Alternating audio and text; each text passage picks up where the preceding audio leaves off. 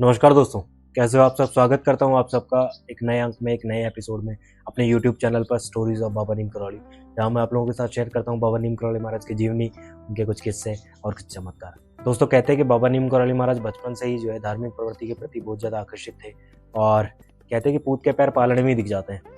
उसी तरीके से जो है बचपन से ही उनके पिता को अंदेशा हो गया था। उनके छोटे छोटे चमत्कारों से, उनकी छोटी छोटी जो है किस्सों से उनको आभास हो चुका था कि ये निश्चित ही जो है एक बाबा या संत कुछ बनेगा। और उसी से बचने के लिए जो है कोई भी पिता ये नहीं चाहता कि उसकी जो इकलौती औलाद है वो आगे जाकर जो है कोई बाबा जी बन जाए या कोई साधु बन जाए।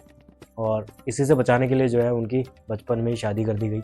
और आज का किस्सा जुड़ा हुआ है दोस्तों कुछ ऐसे ही इंसिडेंट के साथ में। एक बार की बात है दोस्तों, बाबा नीम करौली महाराज की उम्र लगभग 10-11 साल की थी और उन्होंने एक दिन जो है खेलते खेलते अपने पिताजी से कहा, पिताजी आज अपने घर पे चोरी होने वाली है। अब एक 10-11 साल का लड़का और जब ऐसी बात बोलता है तो पिता ने सोचा कि शायद हो सकता है बच्चा कहीं ना कहीं जो है किसी बात से सुन के आया होगा या किसी से इधर उधर सुनी होगी कि अगल बगल में चोरियाँ होती रहती है।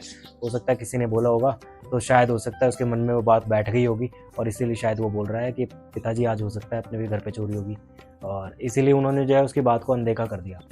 अब बाबा जी जो है बचपन में जब थे तो इतने ज़्यादा सीरियस नहीं थे। उन्होंने खेल में मजाक मजाक में पिताजी से कह दिया, पिताजी जी ने जो है मजाक में समझा और उस बात को टाल दिया।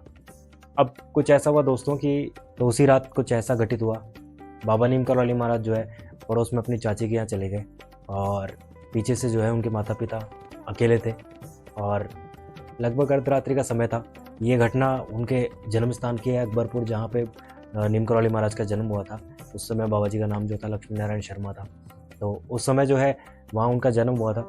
रात्रि का लगभग अर्धरात्रि का समय था और अर्धरात्रि के समय जो है अचानक से चोरों ने जो है उनके घर में दस्तक दी और उनके पिताजी और जो उनकी माताजी थी उनको बंधक बना लिया। जानते थे कि ब्राह्मण परिवार से हैं, अच्छे खासे संपन्न परिवार से हैं, तो ये भी जानते थे कि इनके पास में रुपया पैसा वगैरह जो है अच्छा खासा मिलेगा। इसीलिए जो है जो उनको मिला वो उन्होंने इकट्ठा किया और उनके माता पिता को जो है खूब प्रताड़ित भी किया, खूब जो है उन्हें टॉर्चर भी किया और अंत में जो है खूब सारा धन और पैसा लेकर जो है लूटपाट के वहाँ से चले गए। अगले दिन जैसे ही लक्ष्मी नारायण शर्मा अपने घर पे आए और सुबह जब आकर देखा तो पता लगा कि उनके घर पे वास्तव में चोरी हुई है। और उन्होंने पिताजी से कहा कि पिताजी मैंने कहा था ना कि आज अपने घर पे चोरी होने वाली है। पिताजी जो है लक्ष्मी नारायण की बात सुनकर जो है बहुत ज़्यादा आश्चर्यचकित थे, थोड़ा अचंभित भी थे और उन्हें वो बात याद आ गई जब लक्ष्मी नारायण ने जो है खेलते खेलते उन्हें बातों बातों में कहा था कि पिताजी आज थोड़ा सचेत रहिएगा, आज अपने घर पे चोरी होने वाली है। और उनके दिमाग में वो बातें जो है वापस कौंधने लगी। अब वो दौड़े दौड़े जो है लक्ष्मी नारायण के पास में गए और उसे गोद में उठाया और उसे कहा कि बेटा तुझे कैसे पता चला कि आज अपने घर पे चोरी होने वाली है और तूने क्यों बताया था मेरे को।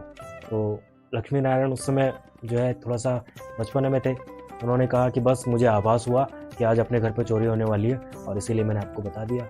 उसके बाद में जो है उनके माता पिता लक्ष्मी नारायण की हर एक बात को थोड़ा सा सीरियसली और गंभीरता से लेने लग गए। यही नहीं, गांव में और कई सारे किस्से हुए और बचपन में भी उन्होंने जो है छोटे छोटे कई सारे चमत्कार दिखाए थे। तो गांव वाले भी जो है उनकी बातों को थोड़ा सा सीरियस लिया करते थे। जब भी बाबा जी बचपन में किसी को चेतावनी देते थे, किसी को कुछ कहा करते थे, तो लोग उन्हें जो है गंभीरता से लिया करते थे। तो आज के अंक में, आज के एपिसोड में इतना ही दोस्तों। मिलते हैं अगले अंक में, अगले एपिसोड में। अगर आपने चैनल अभी तक सब्सक्राइब नहीं किया, लाइक कीजिएगा, शेयर कीजिएगा, चैनल जरूर सब्सक्राइब भी कर लीजिएगा। मिलते हैं अगले अंक में, तब तक के लिए धन्यवाद। जय हिंद, जय भारत, जय बाबा नीम करौली महाराज। धन्यवाद।